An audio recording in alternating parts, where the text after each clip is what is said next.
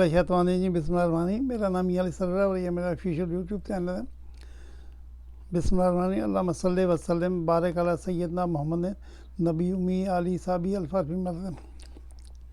बिस्मिल्लाहिर्रहमानिर्रहीम। मेरे प्यारे बहन भाइयों और बच्चों, अल्लाह की तौफीक से, उसकी इजाज़त से मैं आपकी खिदमत में हाज़िर हुआ हूँ। एक अच्छी वीडियो है, थोड़ी लेंथी है, लेकिन आप इसको देखिएगा, इंशाल्लाह आपको इससे सबक भी हासिल होगा और हमें काफ़ी रहनुमाई मिलेगी। मेरे लिए भी दुआ कीजिएगा। तो आइए चलते हैं वीडियो की तरफ। बिस्मिल्लाहिर्रहमानिर्रहीम। अल्लाह के नाम से शुरू करता हूँ, जो कि बहुत बड़ा मेहरबान नहायत रहम करने वाला।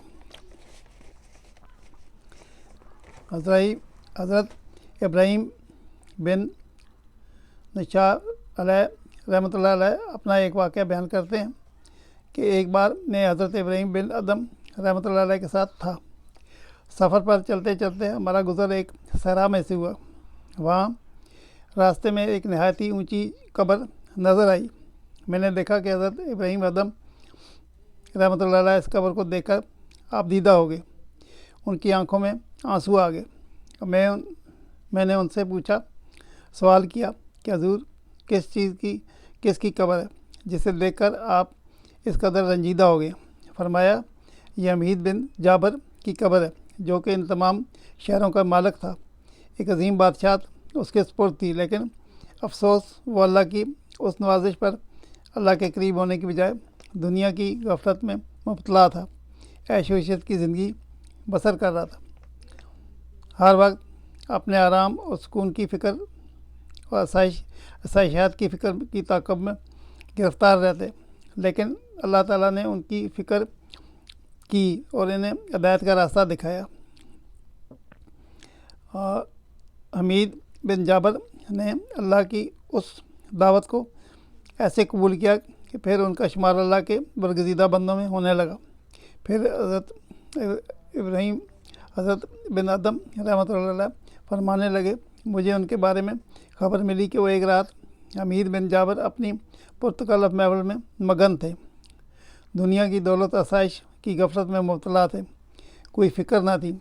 इस मस्ती के आलम में जब काफ़ी रात गुजर गई तो वो अपनी ख्वाबगाह में तशरीफ़ ले गए और सो गए। उस नींद में उन्होंने एक ख्वाब में देखा कि एक शख्स अपने हाथ में किताब लिए उनके सामने खड़ा है। हमीद बिन जाबर ने उस शख्स से कहा, मुझे इस किताब को देखने दो, मैं जानना चाहता हूँ कि इसमें क्या लिखा है। उस शख्स ने उन्हें किताब दे दी। आपने उसे खोल कर देखा तो उसमें मोटे मोटे हरूफ से एक इबारत तहरीर थी। लिखा था, बाकी रहने वाली फ़ानी अशिया को तरजीह ना दे। अपनी बादशाही, अपनी ताकत, अपने खुदाम और अपने नफ्सियाती ख्वाहिशात से हरगिज़ धोखा ना खा। अपने आप को दुनिया में ताकतवर ना समझ। असल ताकतवर तो वो है जो हमेशा रहने वाली, और असल बादशाही तो वो है जो कभी ज़वाल ना हो। हकीकी खुशी और राहत तो वो है जो बग़ैर लाओ लब के हासिल हो। लिहाजा अपने रब की तरफ रजू कर और जल्दी कर और देर मत कर। बेशक अल्लाह ताला कुरान पाक में सूरत आल इमरान में फरमाते हैं कि दूर अपने रब की बख्शिश ऐसी जन्नत की तरफ जिसकी चौड़ान में सब आसमान और ज़मीन आ जाएं, वो परहेज़गारों के लिए तैयार कर रखी है। हज़रत बिन अदम रहमतुल्लाह अलैह फरमाते हैं, फिर उनकी आँख खुल गई और नींद से बेदार हुए। बेदार होते ही वो बहुत खौफज़दा हुए और फरमाने लगे, ख्वाब अल्लाह ताला की तरफ से था और मेरे लिए नसीहत था कि मैं उसकी तरफ रजू करूं और इस दुनियावी लज़्ज़त से बाज आ जाऊं। लिहाजा कहना था, उनकी बात उसने अपनी सुन्नत और बादशाही को तर्क कर दिया और अपने रब कायनात जिसकी बादशाहत लाफानी है उससे रजू किया और अपने महल और आसाइशात को छोड़कर एक ऐसी जगह पर आ गए जहाँ इन्हें कोई ना पहचान सके। उन्होंने एक पहाड़ पर अपना एक आरजी ठिकाना बना लिया और वहाँ अल्लाह की इबादत करना शुरू कर दी। इबादत में ऐसी दिलजोई इख्तियार की, ऐसी तवज्जो से अल्लाह की तरफ मुतवज्जह हुए कि अल्लाह ने इन्हें अजीम मकाम अता फरमाया और इन्हें अपना ख़ास कुर्ब बख्शा। हज़रत बिन अदम रहमतुल्लाह फरमाते हैं کہ جب ان کے تمام مقامات اور منزلت کے بارے میں مجھے علم ہوا تو میں نے ان سے ملاقات کے شرف سے حضرت امیر بن جابر کی خدمت میں حاضر ہوا، ان سے ان کے حالات دریافت کیے، تب انہوں نے مجھے اپنا واقعہ سنایا۔ اس کے بعد میں انہیں اپنے سابقہ حالات کے بارے میں آگاہ کیا۔ میری ان سے کے ساتھ ایک اچھی نسبت ہو گئی، میں اکثر ان سے ملنے آیا کرتا تھا۔ ان کے ایک عرصہ بعد ان کا انتقال ہو گیا اور یہیں ان کو دفن کیا گیا۔ اللہ پاک نے انہیں ایک خاص مقام اور منزلت سے نوازا۔ اللہ پاک ان پر خاص کرم فرمائے، ہمیں بھی ان جیسی نیک سیرت عطا فرمائے۔ میرے عزیزو، اب آپ کو حضرت ابراہیم بن ادم کے بارے میں چند باتیں بتاتا ہوں، ان کی زندگی کے چند واقعات آپ کے سامنے پیش کرتا ہوں۔ حضرت ابراہیم بن ادم رحمۃ اللہ علیہ بلخ کے ایک شاہی خاندان کے فرد تھے۔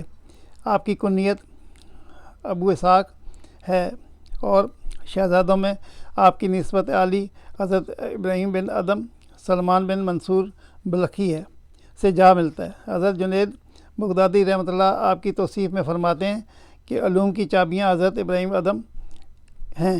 چنانچہ حضرت ابراہیم بن ادم اپنے زمانے کے یگانگا عارف طریقت گزار تھے۔ حضرت امام ابو حنیفہ رحمۃ اللہ علیہ کے ساتھ رہ کر علم حاصل کیا۔ ایک مرتبہ حضرت امام ابو حنیفہ رحمۃ اللہ کی مجلس پاک میں حاضر تھے تو بعض لوگوں نے حقارت کی نظر سے ان کو دیکھا، لیکن حضرت ابو حنیفہ رحمۃ اللہ نے کہا کہ ان کو سید نہ کہہ کر مخاطب کیا اور فرمایا اپنے نزدیک جگہ دی۔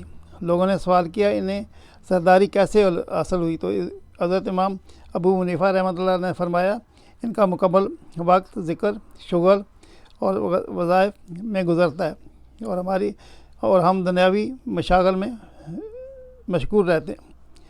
ایک دفعہ شکار کے لیے وہ جنگل میں نکل گئے، انہیں آواز آئی، اے ابراہیم، تو اس کام کے لیے پیدا نہیں کیا گیا۔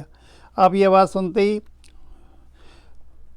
تمام مشاغل کو ترک کر دیا آپ نے اور طریقت کی راہ اختیار کی اور اصول کی طریقت پر سختی سے کاربند ہو گئے۔ مکہ مکرمہ میں گئے، وہاں حضرت سفیان ثوری رحمۃ اللہ علیہ اور ابو یوسف رحمۃ اللہ علیہ سے استفادہ کیا اور ان حضرات کی خدمت میں کچھ وقت گزارا۔ مکہ مکرمہ سے کچھ عرصے کے لیے ملک شام کا رخ کیا اور وہاں رزق حاصل کرنے کے لیے مصروف کار ہو گئے۔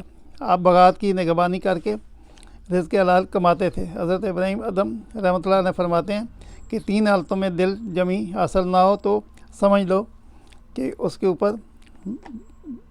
اوپر باب رحمت بند ہو چکا ہے۔ پہلی تلاوت قرآن پاک کے وقت، دوسری حالت نماز میں اور تیسرا ذکر شغل میں، اور عارف کی شناخت یہی ہے۔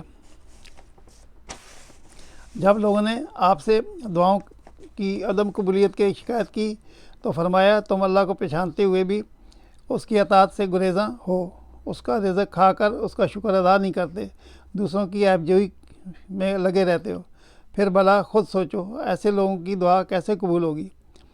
بہت اچھا، ایک روایت کے مطابق آپ نے 166 ہجری میں وصال فرمایا اور عبداللہ بن مہدی بن عبداللہ عباسی کا عہد خلافت تھا۔ آپ کی گمشدگی کی وجہ سے نہ معلوم ہو سکا کہ آپ کا مزار کہاں ہے اور نہ ہی پتہ چلا کہ کہاں انتقال ہوا، کس جگہ ہوا۔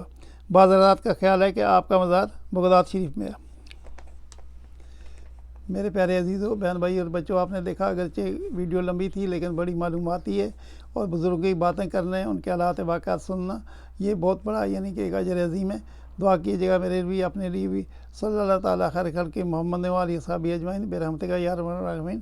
اور اگر زندگی رہی اور اللہ نے مولت دی تو کل پھر میں حاضر ہوں گا۔ جب تک اجازت، اللہ حافظ، السلام علیکم ورحمۃ اللہ وبرکاتہ۔